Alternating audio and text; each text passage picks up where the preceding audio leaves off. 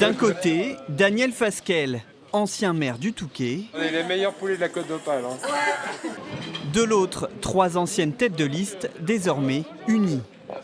Au soir du premier tour, la liste de Daniel Fasquelle a récolté 38% des suffrages. En s'unissant, ses rivaux pèsent plus de 60%. Un mauvais calcul selon l'actuel député. C'est un drôle d'attelage, c'est du magouillage politique, des calculs électoraux. Vous savez, en politique, il y a des additions qui sont des soustractions. Et croire que parce qu'on fusionne 3 listes qui n'ont rien à voir les unes avec les autres, on va additionner les résultats du premier tour, c'est pour moi une grande erreur. C'est une nouvelle élection qui démarre. Arrivée 3e au premier tour, Juliette Bernard, élue d'opposition, a refusé la fusion des 4 listes proposées par Daniel Fasquelle. Aujourd'hui, elle mène une liste d'union à 3.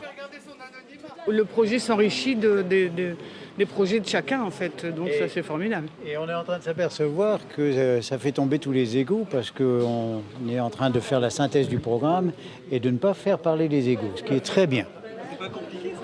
Non, franchement, on prend les choses positives chez chacun et ça te donne une belle recette. Depuis le premier tour, Daniel Fasquelle, lui, a changé de stratégie. Il est désormais prêt à lâcher son mandat de député pour redevenir maire.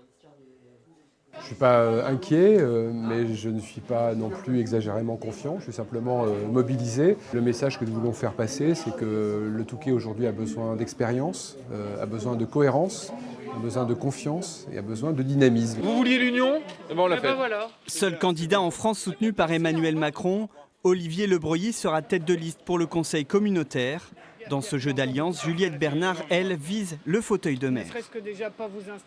Et moi, j'ai une expérience municipale depuis 12 ans. J'étais première adjointe, donc je connais parfaitement le fonctionnement de l'hôtel de ville.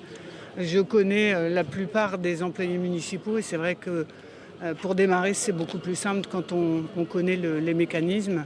Et donc, mais on va prendre toutes les décisions tous les 3. Le Touquet est particulièrement touché par la crise actuelle. Moins de touristes, c'est forcément moins de recettes pour la municipalité.